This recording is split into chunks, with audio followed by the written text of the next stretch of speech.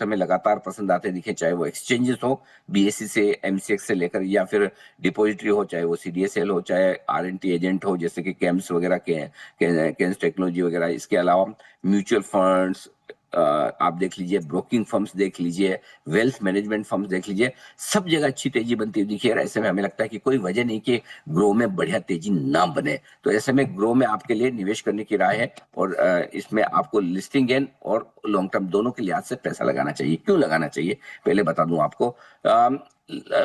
अच्छे प्रोमोटर हैं, यंग और डायनामिक हैं, और अच्छा बिजनेस करना जानते हैं। मार्केट लीडरशिप है कंपनी की, करीबन करीबन 26% मार्केट शेयर लेकर चलते हैं ये भारतीय बाजारों में, जो किसी भी लिहाज से काफी बड़ा कहा जाएगा। इतनी बड़ी लीडरशिप है।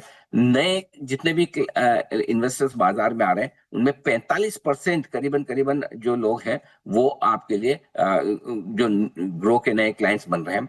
इसके अलावा क्योंकि जब अभी 26% मार्केट शेयर है और जो नए कस्टमर्स आ रहे हैं उनमें से 45% इनके पास आ रहे हैं, तो जाहिर सी बात है कि ऐसा नहीं कि 26% वाला मार्केट शेयर यही रुक जाएगा। ये मार्केट शेयर और ग्रो करने का स्कोप है, और ग्रो करने के लिए आपको जो सबसे इंपॉर्टेंट चीज चाहिए वो टेक्नोलॉजी का बड़ा प्लेटफॉर्म। सो स्केलेबली बिजनेस कब बढ़ सकता है? जब आपके पास स्ट्रॉन्ग टेक्नोलॉजी बैकग्राउंड हो, और ये जो सारे प्रमोटर से 4 के 4 या आईटीएंस हैं और बड़े टेक्नोलॉजी बैकग्राउंड से आए, तो इनके पास बिजनेस को बढ़ाने की पूरी क्षमता है।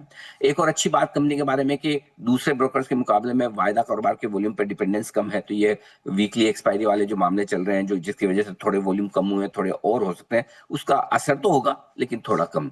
Cash rich debt free company है, कोई दिक्कत वाली बात नहीं है। कंसिस्टेंटली कंपनी प्रॉफिट मेकिंग है, बीच में एक आध बार कुछ एडजस्टमेंट है जो मैं आगे बताऊंगा अभी।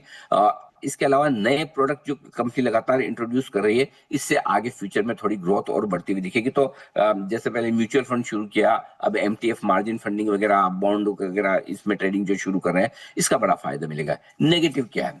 नेगेटिव साइड पे एक ही कि रिटेल बिजनेस पर डिपेंडेंस बहुत ज्यादा है।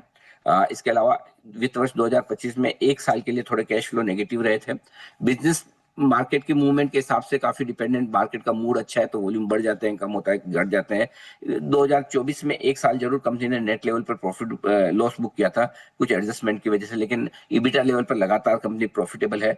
वैल्यूएशंस अगर आप दूसरे प्लेयर्स के मुकाबले में देखेंगे थोड़े महंगे दिखेंगे, एंजल वन से या फिर मोतीलाल ओसवाल से, लेकिन बात वही है कि मार्केट लीडर है, इतने बड़े स्ट्रॉन्ग मार्केट शेयर के साथ है, और सबसे बड़ी बात है कि उस मार्केट शेयर को और बढ़ने का स्कोप नजर आता है, तो फिर वो वैल्यूएशन जस्टिफाई हो जाते हैं। तो मुझे लगता है कि थोड़ा महंगा दिखने के बावजूद अभी भी यहाँ से अपसाइड, और ऐसे में मेरा मानना है कि ग्रो के साथ आपका पैसा ग्रो होने की पूरी पूरी उम्मीद है। ऐसे में अच्छे लिस्टिंग है और लॉन्ग टर्म दोनों के लिए इस आईपीओ में पैसा लगाने की हमारी राय है।